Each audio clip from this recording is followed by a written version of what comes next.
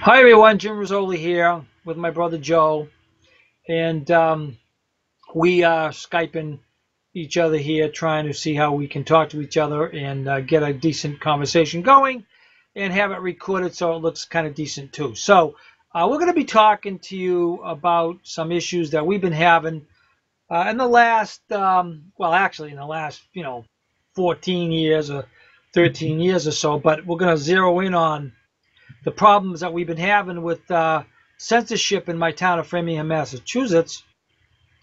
And I think what's interesting about my town of Framingham is that anybody that wants to have a say can have a say except us. All right. And, we have or had at one time, cable shows on TV.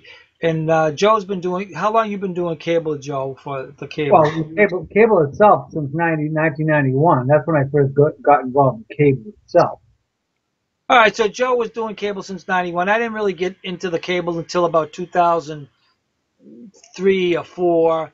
So that's 2003 is when we started doing the immigration stuff. okay. Well, anyway, so let's just take it from there, okay? Because Joe had shows on that were dealing with town issues, so I'm not really too concerned about that because no one said anything about those shows. But then once we got in 2003, 2004, we started getting in. Joe started getting into immigration issues in the town, and it was actually a really good show. It was called Illegal Immigration Chat, and Joe was doing it with a friend in the town named Jeff Buck, and they would talk about illegal immigration issues, and well, long story short, eventually Jeff got out of the topic, and then I got involved in it, and then Joe and I started doing the cable shows ourselves, and it was a big hit actually. A lot of people in 2004 or thereabouts, 2005, started watching the show, and we were doing pretty well with it, and that show went up until let's see, we had two shows actually, Illegal Immigration Chat, and what was the other one? Um, We had Rizzoli, well, we had the other shows. no, Rizzoli. no, the other show was dealing with the immigration stuff too. Weekly show. That's what it was Oh, called. okay, right. So we had Illegal Immigration Chat, and then we had a show called the Weekly Show. And I think we were actually doing a show weekly, which took up a lot of time and effort there. But we had two shows on because uh, at the time you could have uh, two shows, and then they gave us an opportunity that we could have two shows a piece, and so that we had four shows on actually. And in 2000, let's see, nine, And, and, thereabouts. yeah. Well, 2009, Mhm. we were dealing with up until that time immigration issues. But then in 2010 or thereabouts, we started dealing with some other topics, and one of the topics was very controversial, and that had to do with the Holocaust issue, and that really caused some issues in the town, some problems, and people complained. And then in 2010, they actually took us off the air for a year, I believe, and but that's when we only had two shows, and then we came back in 2011.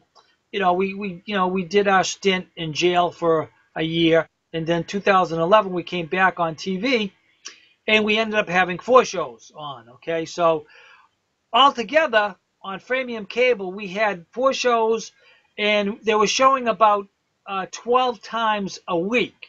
So we had more shows than anybody on TV on Framingham Cable. It was called FPAC at the time, Framingham Public Access Cable Channel, whatever. And then, after we got involved with our four shows, then they really started coming after us, censoring us and trying to stop us from being on TV. And maybe, Joe, you can talk about how they did this with their rules and regulations, and how it started out, and then how it ended up.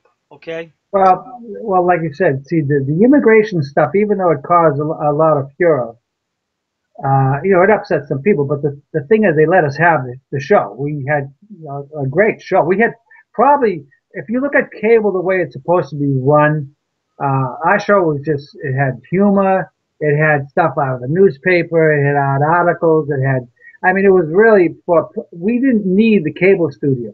We did it ourselves. We were probably one of the best cable shows on TV for being what cable is supposed to be. And not like the jamokes that go there and have all the cable people do their shows for them. They've been doing it for years. They probably never touch an editing system or anything like that. So when you talk about real origination and things, we probably had the best show on cable TV. Well, And go ahead. yeah, but so when we were doing well, how many shows do we have? 260? I mean, immigration Hundreds. chat. We had hundreds. Hundreds, right? Yeah, I mean, hundreds just of shows. hundreds. And I mean, it was great. I mean, I don't know if they're still online, some of them now, until YouTube took you out. Well, the point I wanted to get into was when the FPAC, which turned into AFTV, Access Fram TV, when they started out, when we got involved with them, they had their rules and regulations was only a few pages. 3 pages. Three pages? Yeah. Okay. Well, when they started dealing with us, which it was very interesting because this is just to show how evil these people were. They ended up making the rule and regulation booklet 28 pages. Wasn't that long? Yeah, it's like 28 pages now. All right, and most of the rules and regulations had to do with stopping us. So in other words, they had to legally make rules and regulations because of the content and the things that we were putting on the TV. So they just kept making rules and rules and rules. Well, yeah, but the rules, Jimmy, the rules dealt with like what you said at the very beginning. It had to be 15 seconds long. No, I understand. I mean, just trivial crap. I know. So that's the point I'm making. It basically just applied to us. Right. So those rules and regulations really were regulations against us, okay, and to try to stop us. But we did pretty good because we, even though it was very cumbersome and burdensome to do this, we had to comply with the rules, and we did comply with the rules because you can't complain about content on cable TV. And now this is why the direction that we're going to now later is content, because what happens with cable TV is this, okay? If you have a controversial show on cable TV that's showing during the regular hours, primetime hours, if there's a problem with this show, according to the AFTV rules and regulations, they will get in touch with you and they will say, look, we have a problem with the show. And we have to move the show to it's called Safe Harbor, which is after 11 or 12 o'clock or thereabouts at night. Well, what happened with our show, especially dealing with the Holocaust issues, is some people complained, and remember, the complaint is that the stuff in it was a little bit hard-hitting, and that's fine. So now... We had some older Jews who were choking on their bagels.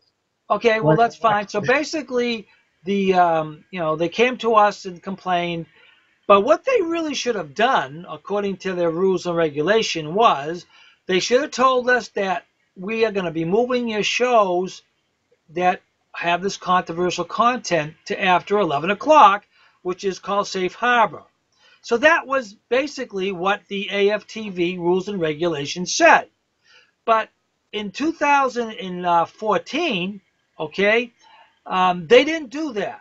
What they did was they had a meeting with us, and we met with people that complained about the shows, and that's fine. But that meeting with those people complaining was really didn't make sense, because the only thing that AFTV had to do was move the shows to after 11.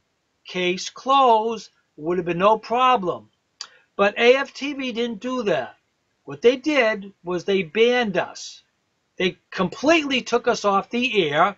They went against their own rules and regulations. And now they went against FCC rules too. Yeah, they went against all their rules and regulations. And maybe, Joe, you could talk about the ADL situation. Well, see, and the reason why we can say that, because we have a video online where we videotape the meeting. probably 40 minutes of the meeting, and they're talking about content. Right. I mean, should you have said that stuff about this group Okay, and well, this? let's forget about the content. Let's just deal with the ADL. And even though we are not friends with the ADL, we don't really Well, you care have the too. letter. What's that? You have the letter, I know right? that. But Oh. the point, I was going to give you the opportunity to talk Okay, well, about it. okay.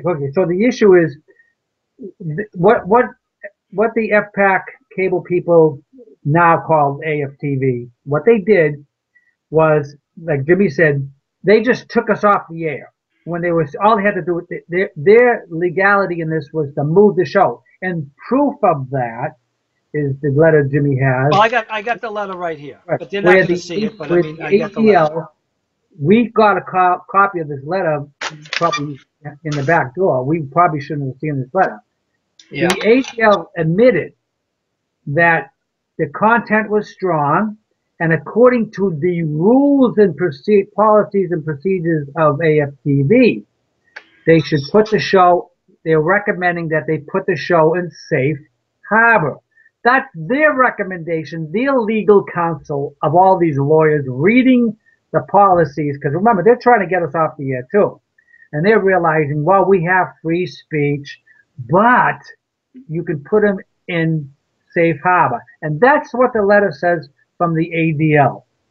And Right. that was the recommendation. All right. So here's the problem now that exists. They took us off the air, and they're telling people, okay, everybody they come in contact with that ask about our show, they say that we broke the policies and procedures when that is not true at all. So the AFTV is actually lying. Okay, they're actually lying because they're not telling people that that's all they had to do, according to their rules and regulations, was move our shows, our controversial shows, to after 11 o'clock p.m. And they didn't do that. They didn't follow their own rules. So that's the problem that we have. So now you're watching this show. You folks that are watching this now are probably watching this on Diane King's show, which she actually ended up getting a show on Ashland TV. She has 4 shows, well, actually 2 shows on AFTV right now, and another 2 she produces, okay, for Harold Wolf, and she helps him along with that, and that's fine. She can do that if she wants to help somebody. So there's 4 shows that are on AFTV right now that are played in safe harbor, which was, she asked to have those shows put after 11 p.m. because there wouldn't be any controversy. And guess what? Those shows, very controversial shows, the exact same information that our shows were showing, have been in safe harbor for a year or 2 or whatever, and there have been no problems from AFTV complaining about them because there's nothing they really can do. You can They can't do anything. They can't do anything. But notice they took our shows off the air. So obviously there's a problem here with AFTV, going and applying their own rules, which they haven't done. And now they're telling everybody that they meet that we broke the rules and their policies and procedures when we actually obeyed everything that they told us to do. And even though it was arduous to do it because, we would produce a show a month or 2 months in advance, and then they would make a rule to say that what's in that show is breaking the rules. And so then we had to change it again. It was really, what they did to us was not really right. Well, they're despicable. They're like a policeman that goes out and looks and sees the broken light in the back of the car on your license plate. They came after the trivial things, and they're supposed to request, and we fixed the things, but they didn't allow us to fix anything Right. after a Well, while. when we went to the meeting with them, when they put us on trial here with their Troika meeting here, that I felt like I was in communist Russia, they pretty much complained mostly. I mean, it was all the complaints about content. All right, nobody said. Jews, What's that? all Jewish people Well, basically. the Jewish people weren't happy with our shows Right. that were criticizing the Holocaust or their version of the Well, Holocaust. they were saying the shows were causing post-traumatic stress Okay, of well people that weren't watching the show. so they were a little upset about it. But Yeah. again, to alleviate the problem is to just move the shows to safe harbor Right. again, which AFTV didn't do. So anyway, that's what happened there in 2014. So we've been complaining to the ACLU, and we'll get into that now, because the ACLU, we felt, hey, these people are basically taking our freedom of speech away. They're censoring us. They really have no right to do that. They're breaking their own rules. And at that time, 2014, ACL didn't care. We appealed to the Attorney General. The Attorney General didn't care. Nobody cared. I mean, I went before in Framingham. They have the Cable Advisory Committee, and the woman there on that advisory cable committee, believe it or not, okay, these are supposed to be people that are supposed to be helping you, that have a complaint against cable TV. She said to get a lawyer. Imagine that. She told me to get a lawyer, the woman who ran that cable advisory committee. Now, in the meantime, I went before the selectmen and I complained to the selectmen, and they didn't care either. Now remember, the selectmen are the advisory board in the town. They're the licensing board, and they have to give AFTV their license to operate. But the problem was AFTV was breaking their own rules and censoring us, which according to the Comcast agreement, because Comcast is the biggest provider there, it said that you couldn't censor anybody's program. And Comcast was, I mean, not Comcast, but AFTV was definitely censoring our program. So they were breaking the rule, and we went before the selectmen many times to complain, and they didn't care. So my last time, I went before the selectmen with Diane King.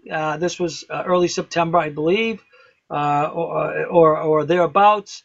And she went with me, and we both complained again about the high-handedness in the censorship of AFTV, because now we have a little problem going on here. Because I'm running for mayor. I was running for mayor at the time, and by the time you see this, the election probably will be over. But anyway, I mean the first election anyway.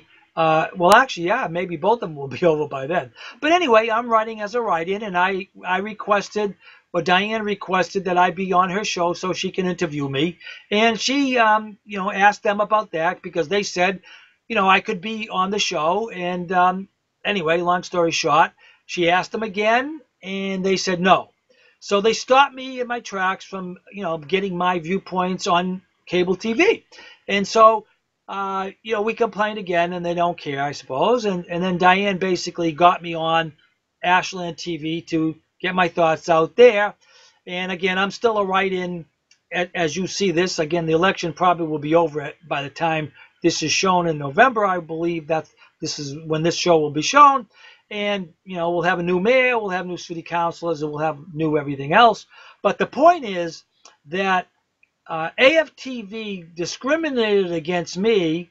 They stopped me from being on TV, and nobody in the town really gave, cared. I mean, they just didn't care about what was happening to me. But now think about this. If I was a black person, if I was a Jewish person, if I was a gay person, illegal immigrant, if I wanted to be on the cable TV, would have been no problem, right? I mean, they would have no problem getting on TV. And if they were censored in any way, the ACLU would have been on the case. The town, Framingham, would have been on the case, complaining about AFTV breaking the rules. But again, since I am a white guy and I have no rights in Framingham because I'm white, and I'm not an illegal immigrant, I'm not Jewish, I'm not black, and I'm not gay, they can do this to me. So that's where we stand now with AFTV. It's a very, very dishonest organization. They think, Jimmy, they're not just dishonest, they're despicable. no, I mean, man, let's that's true. But the thing is, AFTV, they try to get around this by saying that they are a private organization, and they can do these things, but again, they still have to answer to FCC rules, which they are breaking. And nobody out there has, really had the guts to defend us. The Attorney General don't care. The ACLU doesn't care. So it's like, free, shots at us. Just do whatever you want. Take us off the air. No one's going to care because the topic that we were talking is not a popular topic, and the people in the town they didn't really want to hear us on TV. So that's where we stand at this point in time. I don't know, Joe, if you have to add to that or not. But, I mean, you can. We're bringing this up to them all the time now, and we're telling them that they broke the rules. They have to answer to somebody about breaking rules. If a cable company, I mean, where do you draw the line with the cable company? They could be doing despicable acts, using a room off to the side, doing bad movies or whatever, and they don't answer to anybody. They don't answer to any rule makers. Yeah. Well, apparently they don't. So we have a Framium Access Framium Television is a cable station that is, I look at them as like a communist run station that they only want to put on what they feel is acceptable on the board of directors' views. Whatever the board of directors feels appropriate, they will put on, breaking all FCC rules, breaking all censorship rules, and nobody really cares to go after them, and no one is taking them up on what they're saying, and they are lying against us because they're saying that we are the ones that broke the rules, where we are the ones that have actually adhered to the rules, and they're the ones that have broken the rules. So Jimmy, that's where we're standing. People have to realize how despicable these people are. When we went to the last, now remember, we've already been banned for a year and a half. About a year, and it's maybe a year into the ban, they asked us to come to another meeting because we called for a meeting because we had a problem with Jim Pillsbury. Okay, we go to that meeting. You settled all the stuff that had to do with you apologize. Now remember, this meeting had to do with you, not me. Okay, I have a separate cable account. Pay the separate dues. Okay, you have your dues, I pay mine. The basic thing had to do with you. When we went to that meeting, they confiscated all our cell phones. They had a policeman there. They had a video recorder recording us. We couldn't record anything. I mean, this was like a despicable. Yeah.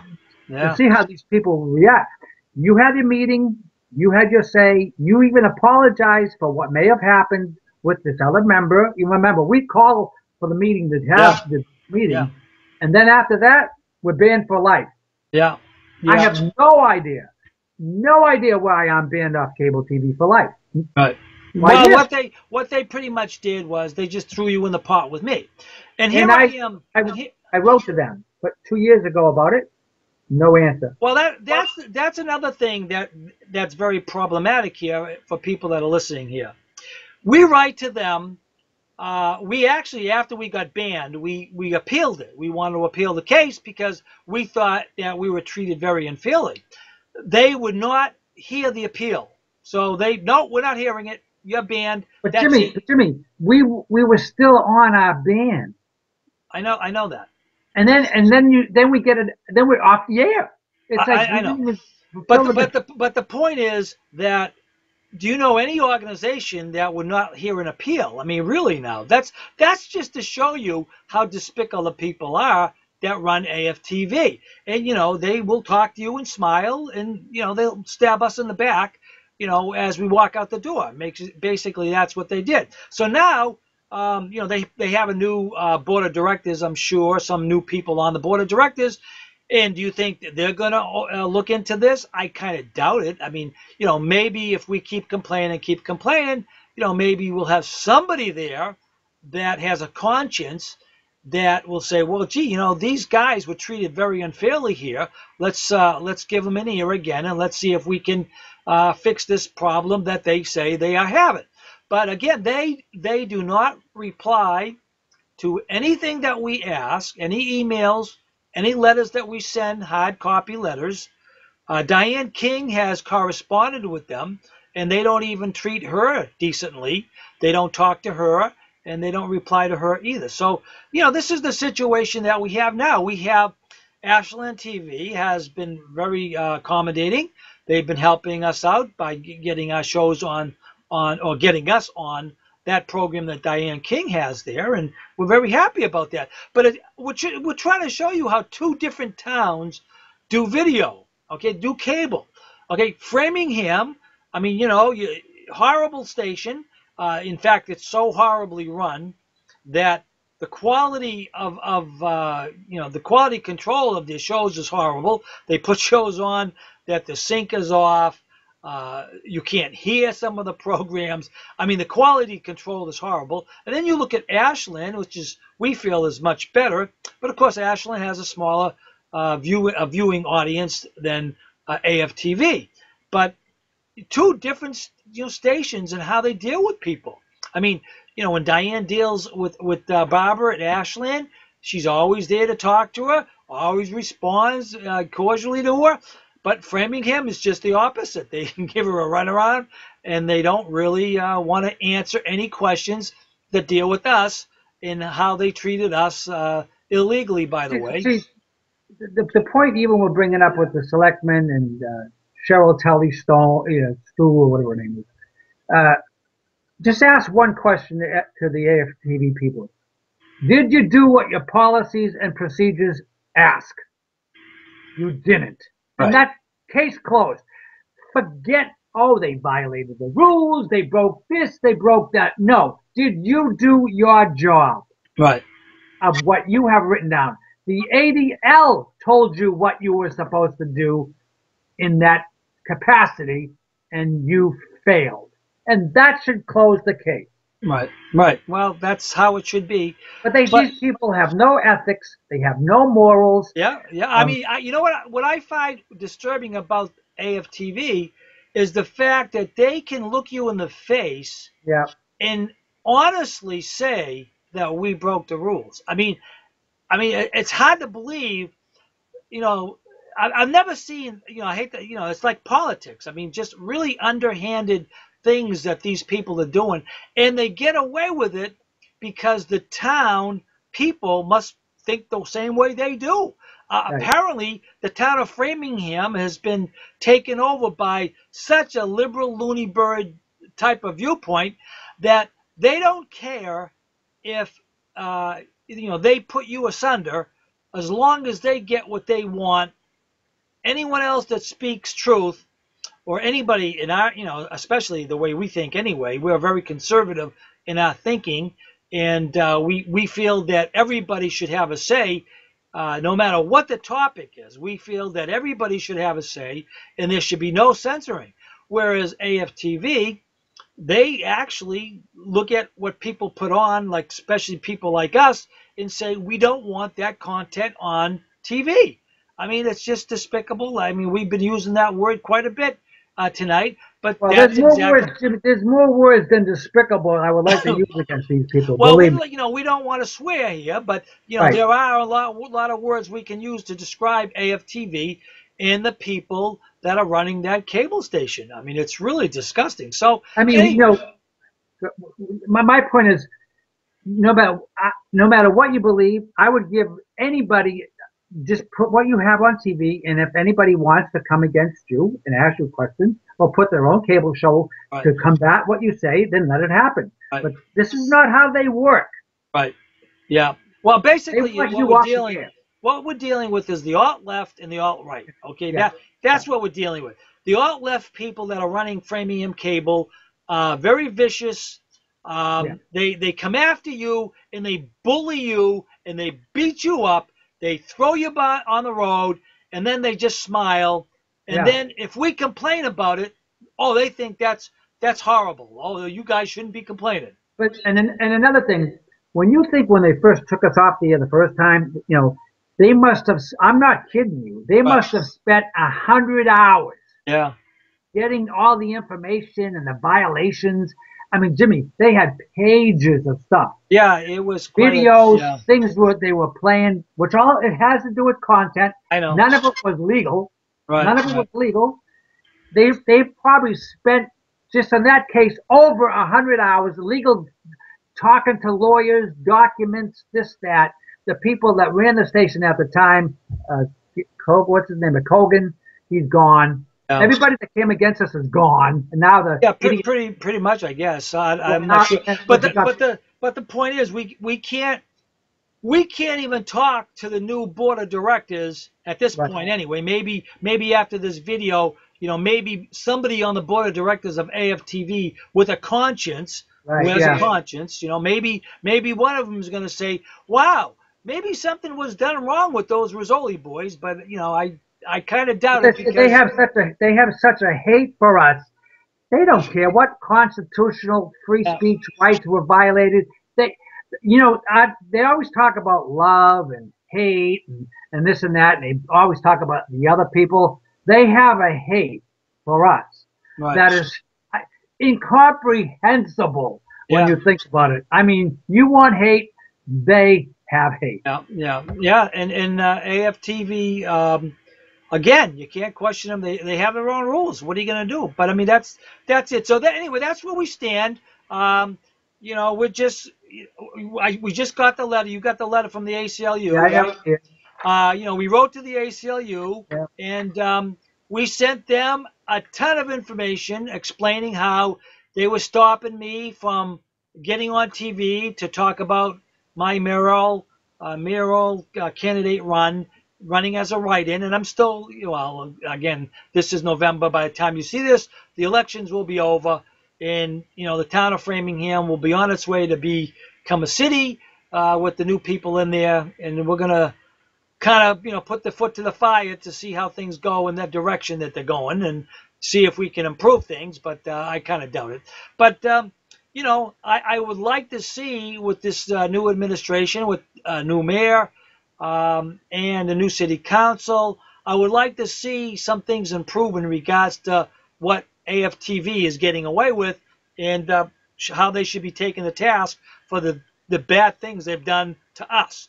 But we won't hold our breath, because so far it's been. Jimmy, their license should be taken away from No, them. I understand. I understand. It's been 3 years since they Yeah. took us off the air, And and they keep lying. you would think that we, murdered somebody, we blew up some buildings, we, were killing people all over the place here. Yeah, right. But the only thing that we did was tell the truth and obey the rules. That's the only thing we did.